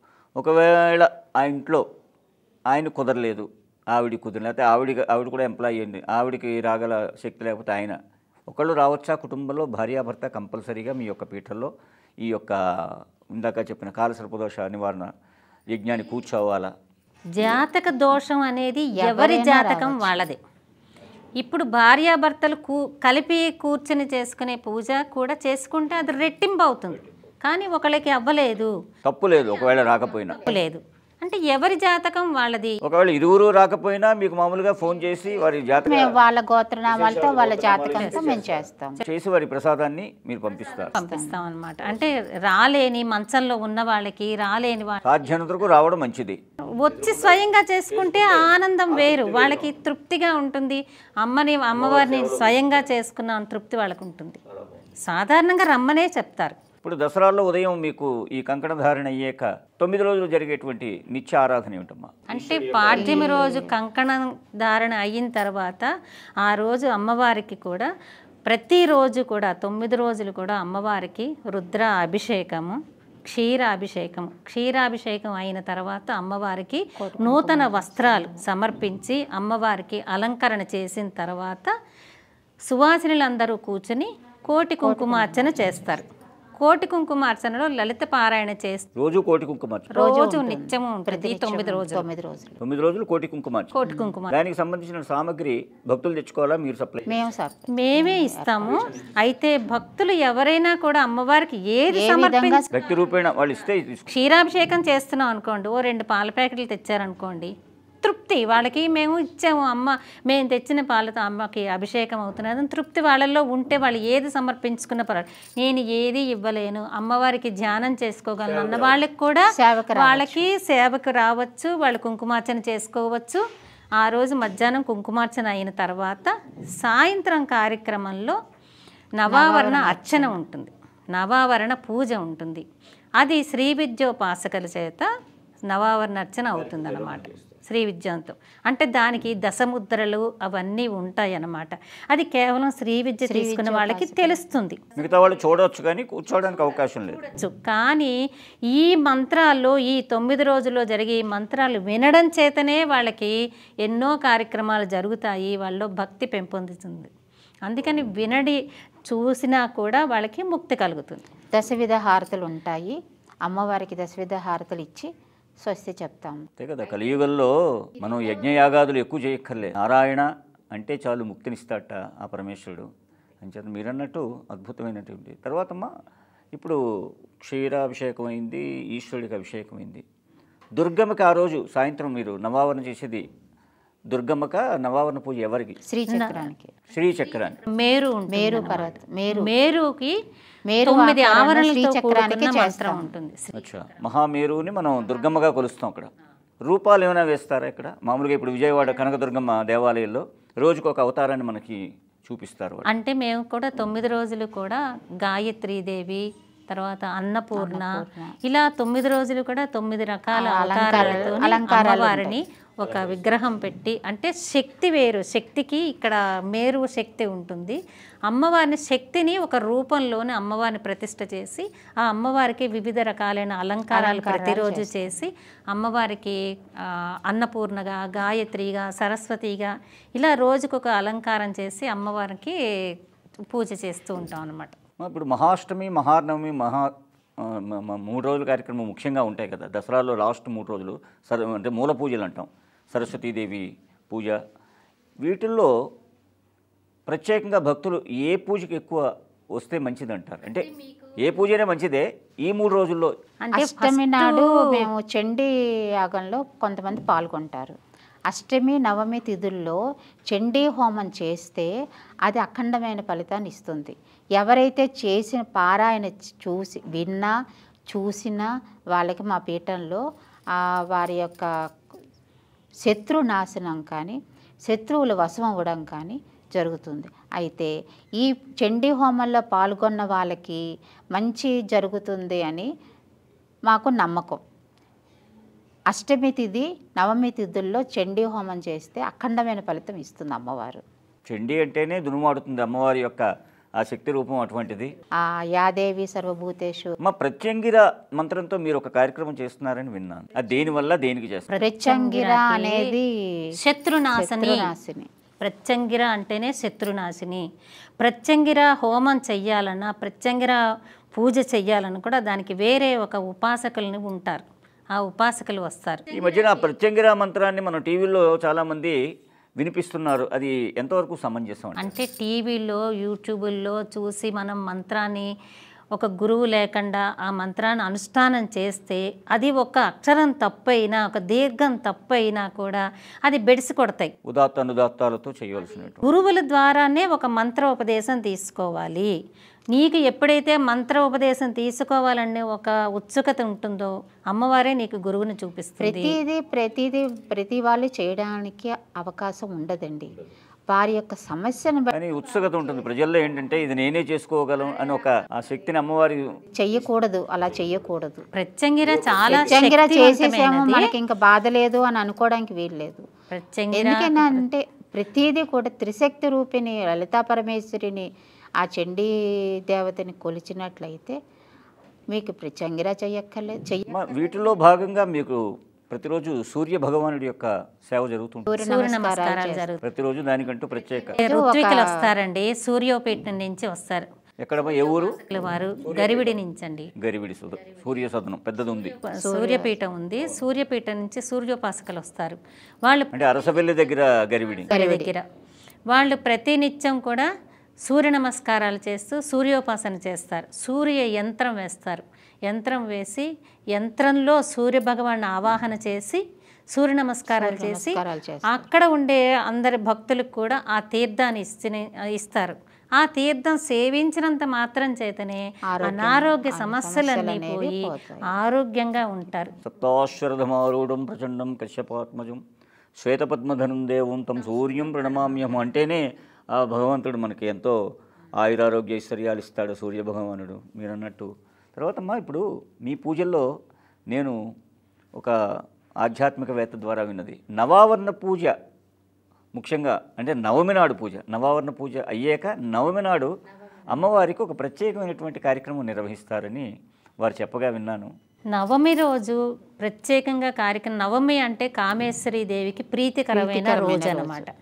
అందుకని మా పీఠం పేరు కామేశ్వరి పీఠం కాబట్టి నవమి రోజు ప్రత్యేక కార్యక్రమం ఉంటుంది ఆ రోజు. ఎందుకంటే అష్టమి నాడు చండీకి ప్రీతి. అష్టమి చంద్ర విభ్రాజ దళిక స్థల శోభిత అని సహస్రంలో ఉంటుంది. అంటే అష్టమి నాడు చంద్రుడు శుక్లపక్షంలో కానీ కృష్ణపక్షంలో కానీ చంద్రుడు ఒకేలాగా ఉంటాడు. అంటే అమ్మవారి దృష్టి సమంగా ఉంటుందన్నమాట అష్టమి నాడు. ఆవిడకి ఇష్టమైన తిథి అష్టమి తిథి అనమాట. అష్టమి నాడు చండీ హోమం చేసినంత మాత్రం చేత అమ్మవారు సంతృప్తి పొందుతుందన్నమాట. అందుకని అష్టమి రోజు ప్రత్యేకంగా కూడా చండీ హోమం ప్రత్యేకంగా అందరూ వినాలి, చూడాలి.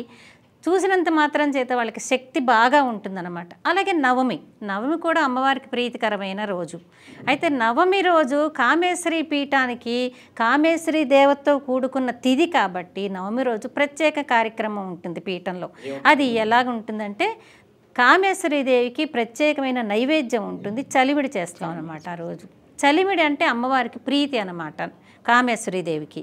ఆ రోజు చలివిడి చేసి అమ్మవారికి ఒక పెళ్లి కూతురులాగా అలంకరిస్తాం. ఎందుకంటే మన కుమార్తెని ఎలాగైతే పెళ్లి కూతురిగా అలంకరించి మురిసిపోతామో అలాగ అమ్మవారిని అలంకరించి పెళ్లి కూతురిగా అలంకరించి పారాణి పెట్టి గోరింటాకు పెట్టి జడ వేసి పట్టుచీర కట్టి కళ్యాణం బొట్టు పెట్టి అంటే 9 రోజులు అమ్మవారి యొక్క సేవలు అందుకొని మళ్ళీ ఆవిడ అత్తింటికి వెళ్ళిపోతుంది. అలాగా అమ్మవారిని ఒక పెళ్లి కూతురిగా ఆత్మార్పణ భావంతో కన్న కూతురిని ఎలాగైతే అలంకరించి తల్లి మురిసిపోతుందో అలాగా తల్లిని అలంకారం చేసి నిజంగా ఆ రోజు మనకి నవమి నాడు అమ్మవారి ఒళ్ళో చలిమిడి పెట్టి ఒక తాంబూలం పెట్టి అమ్మవారికి అంటే ఒడి పట్టడం అంటారు కదా, అలాగ ఒడిలో చలిమిడి పెట్టి అమ్మవారికి పసుపు కుంకుమ పెట్టి పళ్ళు తాంబూలం అన్నీ పెట్టి పట్టుచీర పెట్టి అమ్మవారికి చూసుకుని మురిసిపోతాం అనమాట మనం. ఎందుకంటే నవమి రోజు మాత్రం ప్రత్యేకంగా అమ్మవారిని చూసినంత మాత్రం చేత ఎవరికి కళ్ళ నీళ్లు రాకుండా మాత్రం ఉండవు. ఎందుకంటే ఆనందంతో కళ్ళ నీళ్లు వచ్చేస్తాయి. నవమి తర్వాత దశమి తర్వాత అమ్మవారి విగ్రహం ఉండదు. ఇలా అంటే మనకి అమ్మవారి శక్తి రూపంలో ఉన్న ఒక విగ్రహారాధన మనకి హిందువులకి ఎక్కువ విగ్రహారాధన చేస్తారు. ఆ విగ్రహంలో కూడా అమ్మవారిని చూసుకుని ఆత్మార్పణ భావనతో చేసినట్లయితే అమ్మవారి పాదాల మన సేవలు అమ్మవారికి అది కూడా ఎలా చేస్తామంటే ఆదిశంకరులు రచించిన మంత్రమాతృక పుష్పమాలలో ఎలా సేవ చేయాలో స్వామివారు వివరించారు. ఆ వివరణ ప్రకారం ఒకరు చదువుతూ ఉంటారు, ఋత్వికులు చదువుతూ ఉంటారు. అది చదువుతుండగా మేము అమ్మవారికి అలాగా సేవ చేస్తాం. అది యొక్క ప్రత్యేకం అనమాట. కామేశ్వరి పీఠంలో ఈ సేవ చాలా ప్రత్యేకమైనది. బాగుందమ్మా. అయితే నేను భక్తుల తరపున అడిగేది, ఇప్పుడు మీరు మామూలుగా పై ఊళ్ళ నుంచి చాలామంది మీ దగ్గరికి వస్తుంటారు, నేను చూశాను ఒకసారి పీఠంలో నేను కూడా వేయించేసినప్పుడు. దానికి సంబంధించినటువంటి మామూలుగా ఉండడానికి నివాసం కానీ లేకపోతే మధ్యాహ్నం ప్రసాదం ఎలాగే ఇస్తారు, భోజనాలు పెడతారు, 200 మంది సుమారుగా రోజుకు తింటారని విన్నాను నేను. మరి దీనికి మీ యొక్క పీఠానికి ఆలంబన ఎవరు, పెద్దలు ఎవరైనా మీకు డొనేషన్స్ రూపంలో కానీ ఏమైనా ఇస్తున్నారా? ఎలాగ దీని యొక్క మార్గం మీకు నడిచేటువంటి మార్గం? ఏమీ లేవండి. ఈ పూజల ద్వారానే అమ్మవారు తెప్పించుకుంటుంది. అమ్మవారి మీద భారం వేస్తాము. ఈరోజు ఈ కార్యక్రమం జరుగుతుంది, మాకు ఇంత అవసరం ఉంటుంది అనగానే అమ్మవారు ఎవరినో ఒకరిని పంపిస్తుంది. అంతే తప్ప మాకు డొనేషన్స్ అంటే ఏమీ లేవు, ఇప్పటిదాకా జరగలేదు. ఎవరికి ఇష్టమైనటువంటి వారు సమర్పించుకుంటారు. ఎవరి శక్తి కొలది వారు అమ్మవారి సేవ చేసుకుంటారు. ఎవరి శక్తి కొలది అమ్మవారికి సమర్పిస్తారు, ఆ దక్షిణ తాంబూలాలు సమర్పిస్తారు. ఆ యొక్క దీనితోటే ఆ ధనంతో అమ్మవారి సేవలు చేసుకుంటారు. అలా చేస్తూ కూడా సుమారుగా 100 నుంచి 200 వరకు మీరు భోజనాలు పెడుతున్నారు 9 రోజుల్లో. 9 రోజులు కూడా నవావరణ అర్చన అనగానే 9 రకాల పిండి వంటలు అమ్మవారికి చేసి. ఏమిటమ్మా ప్రత్యేకత 9 రకాలు వండడంలో? అంటే ఒక్కొక్క ఆవరణకి ఒక్కొక్క దేవత, ఆ దేవతని ఆవాహన చేస్తాం. ఆవాహన చేసి దీపం ధూపం నైవేద్యం పెట్టి తాంబూలం ఇస్తాం. అంటే 9 రకాల దేవతలు ఉంటారు కాబట్టి 9 రకాల పిండి వంటలు చేసి అమ్మవారికి సమర్పిస్తాం అన్నమాట. అందుకని ప్రతిరోజు కూడా 9 రకాల పిండి వంటలు ఉంటాయి అన్నమాట. సాయంత్రం పూట నివేదన చేసి అదే ప్రసాదంగా మేము తీసుకుంటాం అన్నమాట. సాయంకాలం చేసేటువంటి నవావరణ అర్చన చాలా విశేషమైనది. నవరాత్రుల్లో చేసేది, దేవీ నవరాత్రుల్లో చేసే నవావరణ అర్చన చాలా అంటే చంద్రుడు ఉంటారమ్మా అప్పుడు? చంద్రకళలు ఉండాలి. రాత్రిగల పౌర్ణమి మేము ప్రతి నెల పౌర్ణానికి చేస్తాము. అంటే పౌర్ణమి ముందు రోజు చేస్తారు కాదు, రాత్రిగల పౌర్ణమి ఏదైతే ఉంటుందో అదే రే పౌర్ణమిగా ఇవాళ రాత్రి చేస్తారు. చతుర్దశి గడియలు రాత్రి ఉండాలన్నమాట. రాత్రి పౌర్ణమి ఉండాలి. ఇప్పుడు మధ్యాహ్నం పౌర్ణమి వచ్చింది అనుకోండి, ఇవాళ సూర్యోదయానికి పౌర్ణమి లేదు కదా అని కాదు. ఆ రోజు రాత్రి పౌర్ణమి ఉందనుకోండి, పౌర్ణమి పూజ మాత్రం ఆ రోజు నిర్వహిస్తాం. సైంటిఫిక్ రీజన్ కూడా ఉంది. పౌర్ణమి అనేది ఇట్స్ మెంట్ ఫర్ డెవలప్మెంట్. ఇప్పుడు రాత్రి మనం పూజ చేసామనుకోండి, చంద్రకళలు వృద్ధి పొందుతుంటే వీరు చేసినటువంటి సేవా నిరత ఏదైతే అమ్మవారికి ఆత్మార్పణ భావంతో మీరు అన్నట్టు చేస్తారో అది ప్రతిరోజు క్షణక్షణం చంద్రుడు అభివృద్ధి చెందినట్టుగా వీడి జీవితం కూడా అభివృద్ధి చెందుతూనే నవావరణ పూజకు మీరు రాత్రి పెట్టారు. అది మీ గురువుల యొక్క గొప్పతనం ఆ టైంలో పెట్టడం. ప్రతి నెల వచ్చే పౌర్ణమి నాడు రాత్రి చంద్రుడిని చూస్తూ లలితా సహస్రం చదివినట్లయితే అది అఖండమైన ఫలితం ఇస్తుంది ఎవరికైనా సరే. సుమారుగా ఎంతమంది మీకు ఈ యొక్క శుక్రవారం పూజ ఏదో చెప్పారు మీరు, ఏంటది సువాసిని అర్చన చేస్తాము, సామూహిక సువాసిని అర్చన చేస్తాము. చాలా వస్తారు, సువాసినీలు అందరూ వస్తారు.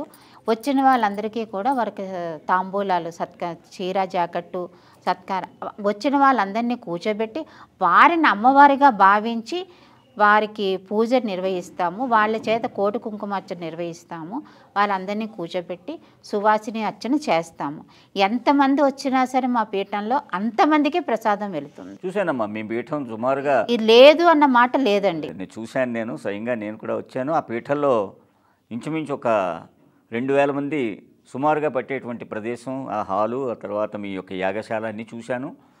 మా బాలా త్రిపుర సుందరి రెండో రోజు కార్యక్రమం మీరు ఇందులో మీ లిస్టులో ఇచ్చారు. బాలా త్రిపుర సుందరిగా అంటే చిన్నపిల్లలకి మీరు ఇచ్చేటువంటి ఆ కార్యక్రమ ఉద్దేశం చేస్తాము. రెండవ రోజు బాలోపాసన చేస్తాము. నవరాత్రుల్లో రెండవ రోజు ఈ బాలలందరూ వస్తారు. వాళ్ళందరినీ కూర్చోబెట్టి చక్కగా పారాని రాసి తలలో పువ్వులు పెట్టి మాలలు వేసి వారికి పట్టు లంగాలు, వాళ్ళకి ఇష్టమైనటువంటి గాజులు, అంటే ఆ బట్టలన్నీ మీరు వాళ్ళు కొని తెచ్చుకోవాలా, మేమే ఏర్పాటు చేస్తాం. అందరికీ మేమే ఏర్పాటు చేస్తాము. బాలలందరినీ కూర్చోబెట్టి వాళ్ళకు బాల త్రిపుర సుందరిని ఆవాహన చేసి ఆ అమ్మవారే అక్కడ కూర్చున్నారన్న భావన చేసి మేము వారికి పూజ నిర్వహించి వాళ్ళకి అన్ని సమర్పిస్తాం. ధన్యులు అవుతారు ఆ కుటుంబ సభ్యులు. ఎందుకంటే కుటుంబం అంతా దానికి వయస్సు ఏమైనా ఉందమ్మా? బాలగా కొంత ఆడపిల్లలకి అన్నప్రసన అయిన దగ్గర నుంచి రజస్వల కాని ఆడపిల్లల్ని మాత్రమే కూర్చోబెట్టారు. వాళ్ళే బాలలు అవుతారు. వాళ్ళు బాలలు, తర్వాత కుమారీలు అవుతారు. వాళ్ళు ఈ బాలలందరినీ కూడా కూర్చోబెట్టి వాళ్ళకి ఈ ఆనందవల్లి అమృతవల్లి ఆదిశక్తి పరాయి మాయా మాయస్వరూపీ స్ఫటిక మణిమయి మామతంగి షడంగి అని బాల స్తుతి చదివి చెప్పండి శ్లోకం చెప్పండి. మామతంగి షడంగి జ్ఞాని జ్ఞానస్వరూపీ నళిన పరిమళి నాద ఓంకార యోగి యోగి యోగాసనస్థ భువనవశకరి సౌందర్య ఐం నమస్తే. బాలమ్మ బాలామంత్రం, బాలోపాసనకి ఆ మంత్రం చదివితే చాలు విశిష్టమైనటువంటి శక్తి వచ్చేసి. శ్రీ విద్య తీసుకుంటాము అని వచ్చిన వాళ్ళకి ముందు బాలా మంత్రమే ఇస్తామండి మేము. ముందు బాలా మంత్రం చేసిన తర్వాత వారి అందులో ఉపాసన చేసి ఎంత అయితే వాళ్ళు జపం చేసుకుంటారు. శ్రీ విద్యోపాసన మీరు మంత్రం ఇవ్వడానికి మీ గురువుల ఆదేశమా, లేకపోతే మీ అంతటి మీరుగా ఇస్తున్నారా? అంటే మీరని కాదు, మీ గురువులు అంటే మీరు ఇప్పుడున్నటువంటి ఈ సమయంలో ఎవరు ఉపదేశిస్తున్నారు? అంటే మీ గురువులు, మా గురువు గారు వారు ఉపదేశిస్తారు. సో వాళ్ళు చెయ్యకపోతే ఏమైనా దుష్ఫలితాలు ఉంటాయా? అంటే ఒకటే అండి, ఈ లలిత సహస్రం కానీ, ఈ ఉపాసన కానీ, ఈ బీజాక్షరాలన్నీ కూడా ఒక విత్తనాలు లాంటివి. పంట పండాలి అంటే విత్తనం నాటాలి. విత్తనం నాటితే మొక్క మొలిచి పంట నీ చేతికి వస్తుంది. విత్తనాలు చేతిలో పెట్టుకుని జేబులో ఉంచుకుంటే నీకేం వస్తుంది? విత్తనం వేయగానే సరికాదు కదా, విత్తనంలాగే ఉండిపోతుంది. మేము మీకు ఇచ్చిన ఈ విత్తనాలని నువ్వు భూమిలో నాటి దానికి సంరక్షణ చేసి దాన్ని మొక్క చేసి దాని పంట నువ్వు పండించుకునే విధంగా నీ మనసుని ఎప్పుడైతే అమ్మవారి వైపు తిప్పుతావో పంట నీ చేతికి వస్తుంది. అంటే నువ్వు పంట పండే స్టేజ్కి, అంటే పరమపద సోపానం అని చిన్నప్పుడు మనం ఆడుకునే వాళ్ళ ఆట, పైన ఉండేది పరమపద సోపానం అని ఉండేది. ఈ కింద నుంచి పాములు, నిచ్చెనలు ఇవన్నీ ఎక్కుతూ పరమపద సోపానానికి చేరుకోవాలి. నిచ్చెన ఎక్కి నువ్వు చేరుకోవాలి. ఎప్పుడైతే కొన్నాళ్ళే వెళ్ళిన తర్వాత నువ్వు వదిలేస్తావో పాము ఆటోమేటిక్గా మింగేస్తుంది, మళ్ళీ కోతి దగ్గరికి వచ్చేస్తావు. మనసు కోతి లాంటిది. అందుకని ఈ మనసుని నువ్వు కంట్రోల్ పెట్టుకుంటే నువ్వు పరమపద సోపానికి వెళ్తావు. అలాంటి కంట్రోల్డ్గా ఉన్న మనసు నువ్వు అమ్మవారి వైపు తిప్పుకోగలిస్తే ఈ మంత్రం నీకు పనికొస్తుంది. ఈ మంత్రం నేను చెయ్యలేను, నాకు ఇంత దీక్ష నాకు అవ్వదు ఇంట్లోని, అమ్మని తలుచుకో, శ్రీమాత్రే నమః అనుకో, తప్పు లేదు. ఎల్లప్పుడూ అమ్మ స్మరణతో చేసుకున్న వాళ్ళకి ఎప్పుడైనా మోక్షం కలుగుతుంది. మంత్రంతో సంబంధం లేదు, నాకు ఈ మంత్రం లేదని ఎవరూ బాధపడక్కర్లేదు. శ్రీమాత్రే నమః అనుకోవచ్చు, ఓం నమః శివాయ అనుకోవచ్చు. ఎందుకంటే శివశక్తైక్య రూపిణి అమ్మవారు. అందుకని పీఠంలో మేము ఏం చేస్తామంటే అమ్మవారి పూజతో పాటు అయ్యవారి పూజ చేస్తాం. అంటే అయ్యవారి పూజ ఏంటంటే సహస్ర దీపాలంకార సేవ చేస్తాం. ఏ రోజు చేస్తారమ్మా సహస్ర దీపాలంకార సేవ? సహస్ర దీపాలంకార సేవ ఎలా చేస్తామంటే ఒక శివుని ఆకారంలోని సహస్రం అంటే 1000. అసలు సంస్కృతంలో సహస్రం అంటే అంతులేనిది అని. కానీ మన లెక్కల్లో 1000 దీపాలు పెట్టి 1000లో శివుడిని ఆకారంలో అమర్చి ఈ సహస్ర దీపాలు వెలిగించి అమ్మవారిని ఎప్పుడైతే నువ్వు అయ్యవారిని కొలుస్తావో అమ్మవారు తృప్తి పడుతుంది. శివ శక్తైక్య రూపిణి అంటే దీపాన్ని వెలుగుని నువ్వు ఎప్పుడైతే విడదీయలేవు, దీపం వెలిగించినంత మాత్రాన వెలుగు వస్తుంది. అలాగా అయ్యవారిని కొలుచుకుంటే అయ్యవారిని కొలిస్తే అమ్మవారు తృప్తి చెందుతుంది. నువ్వు అమ్మవారిని ఒక్కనే కొలవడానికి కాదు, అమ్మవారిని అయ్యవారిని కొలవాలి. అంటే సగభాగంగా ఉంటారు. అర్ధనాదీశ్వర తత్వం తెలిపేది అదే.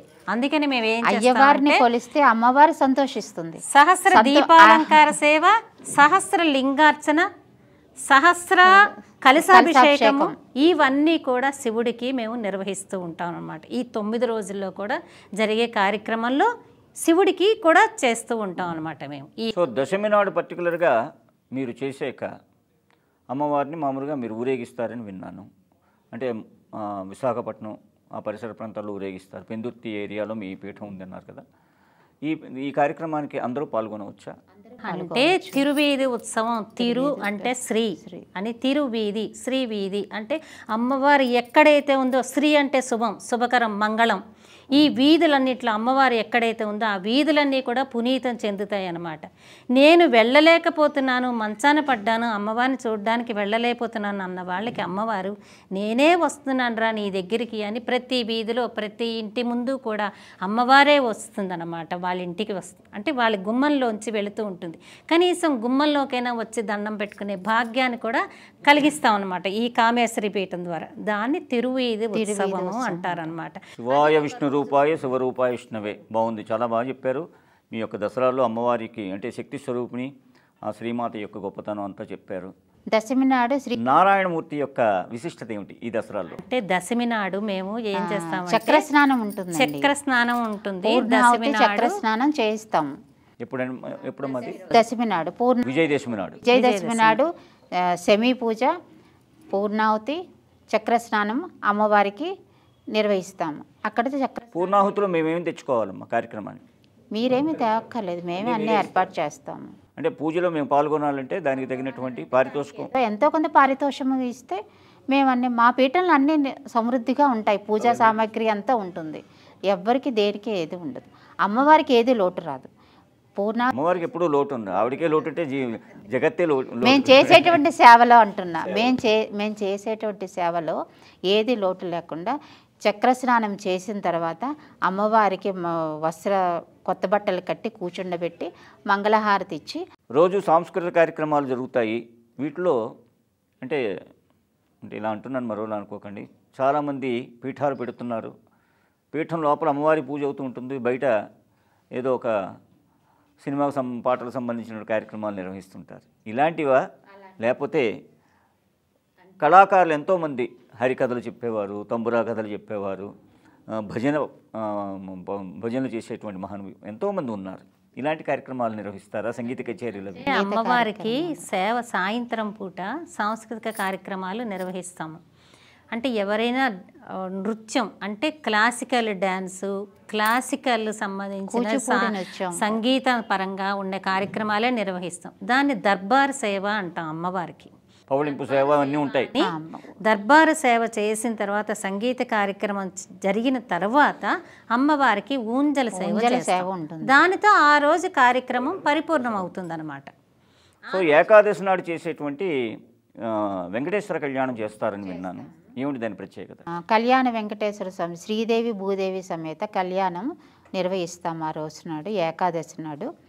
అక్కడ ప్రసిద్ధి చెందిన సింహాచల క్షేత్రం నుంచి అక్కడ పండితులు వచ్చి మా పీఠానికి వచ్చి, లక్ష్మీ నరసింహస్వామి సింహాచల దేవస్థానం నుంచి పండితులు వచ్చి మా పీఠంలో ఈ కళ్యాణం చేపిస్తాము. ఎవరైనా పాల్గొవచ్చు. వారి గోత్రనామాలు చెప్తే ఆ కళ్యాణంలో ఎవరైనా లోక కళ్యాణార్థం మేము చేస్తున్నాం. లోక కళ్యాణార్థం చేసింది ఈ శరన్నవరాత్రులు కానీ, ఈ కళ్యాణ వెంకటేశ్వర స్వామి వారి కళ్యాణము కానీ, ఈ లోక కళ్యాణార్థం మన సాంప్రదాయాన్ని వృద్ధిలోకి తీసుకొచ్చి ఈ ఛానల్ ద్వారా మన ఇతరులకి, మన ప్రజలకి తెలియజేస్తాము. ఈ మాధ్యమం నిజంగా, ఎందుకంటే చాలామంది చాలా కార్యక్రమాల్లో ఉంటారు, కానీ ఎక్కువ ఏదో భక్తి అనగానే భక్తి ఛానల్ వీరిది ఉంది, భక్తి 1లో మనం ఈ కార్యక్రమం ఇవ్వాలని మీరు వచ్చారు చూసారు విశాఖపట్నం నుంచి. మీరు రావడం ఎంతో ములావహం. దాని వెంటనే ఈ మాధ్యమానికి సంబంధించినటువంటి అధికారులు అంగీకరించి ఈ కార్యక్రమానికి చేయూతనివ్వడం చాలా అద్భుతమైనటువంటి కార్యక్రమాలమ్మా. ఈ యొక్క మాధ్యమం ద్వారా నేను ప్రేక్షకులకు, ముఖ్యంగా హైందవ మిత్రులకు, భక్తులకు నేను విన్నవించేది ఏంటంటే, జనరేషన్స్ మనం ఎన్నో చూసుకుంటూ వచ్చాం. ప్రస్తుతం ఉన్నటువంటి సమాజం చాలా గడ్డు పరిస్థితులు ఉందనే చెప్పాలి. ఎందుకంటే మనకు టెక్నాలజీ పెరిగిందని అనుకుంటున్నాం, కానీ పెరిగింది విరుగుట కొరకైనటువంటి నానుడి మనకి పెద్దలు ఎప్పుడూ ఇచ్చారు. టెక్నాలజీ పరంగా పిల్లలు ఎంతోమంది దైవ సంబంధించినటువంటి కార్యక్రమాల్లో కంటే వేరే అగత్యాల్లోకి ఎక్కువ పెడుతున్నారు. అంచేత కనీసం ఇటువంటి 9 రోజుల కార్యక్రమాల్లో మనకు పెట్టింది భగవంతుడు ఎందుకు పెట్టాడంటే, వినాయక చవితి నుంచి మనకి కృష్ణాష్టమి, వినాయక చవితి, తర్వాత అమ్మవారు దసరా ఉత్సవాలు, తర్వాత పరమేశ్వరుడి యొక్క కార్తీక మాసం 30 రోజులు, అనంతరం నారాయణమూర్తి యొక్క ధనుర్మాసం, ఇలాగ ఇన్ని కార్యక్రమాలు ఎందుకు పెట్టారంటే, దక్షిణాయన పుణ్యకాలంలో మనకి కాస్త కీడు కలిగేటువంటి రోజులు. ఆ సందర్భంలోనైనా భగవంతుడు మనం ధ్యానిస్తే మన యొక్క జీవితం సౌభాగ్యవంతంగా, సుఖవంతంగా, ఆరోగ్యవంతంగా, ముఖ్యంగా ఆరోగ్యం. ఇప్పుడు మనకి కోవిడ్ వెళ్ళి ఎంతోమంది నష్టపోయాం, ఎన్నో నష్టాలు మనకు జరిగాయి. రాబోయే పిల్లలకి మనం నేర్పవలసింది ఇదే, హైందవ ధర్మం గురించి నేర్పాలి. హైందవ ధర్మం నేర్పాలంటే మనం ఎంత చేసినా, ఓ గుడికో గోపురానికో, కనీసం ఇలాంటి దసరా రోజుల్లో అయినా పిల్లల్ని తీసుకొని మనం ఇలాంటి సత్సాంప్రదాయమైనటువంటి ఈ కార్యక్రమాలకి మనం వెళ్ళడం ఎంతైనా ముదావహం. వెడుతున్నప్పుడు రాబోయే జనరేషన్స్కి నాన్న అమ్మ రాష్ట్రీయ మన దసరాకి తీసుకువెళ్ళారు, ఈ ఏడాది మనం వెళదామని వాళ్ళకి ఒక రకమైనటువంటి అవగాహనతో పిల్లలు ముందుకు వెళతారు. అంచేత ఇటువంటి కార్యక్రమాలు తప్పకుండా ప్రతి ప్రదేశంలో జరగాలి, ప్రతి ఊర్లో జరగాలి, ప్రతి రాష్ట్రంలో జరగాలి, దేశం మొత్తం జరగాలి. హైందవ ధర్మాన్ని మనం ముందుకు తీసుకువెళ్ళాలి, సనాతన ధర్మాన్ని నిలబెట్టుకోవాలని పెద్దలందరూ చెప్తున్నారు. దాన్ని మనం ముందుకు తీసుకువెడదాం. చాలా సంతోషం అమ్మ. ఇటువంటి గొప్ప విశేషాలు, మంచి విషయాలతో ఈ యొక్క మహాకామేశ్వరి పీఠం గొప్పతనం గురించి మా భక్తి1 ఛానల్ ద్వారా ప్రేక్షకులకు తెలియజేసినందుకు ఎంతోమంది ఈ సంవత్సరం మా భక్తులు కూడా మీ యొక్క పీఠానికి విచ్చేస్తారని మనసావాచకర్మణ నేను కూడా మీ తరఫుని ప్రార్థిస్తూ, సర్వే జనా సుఖినో భవంతు. నమస్కారం. స్వస్తి.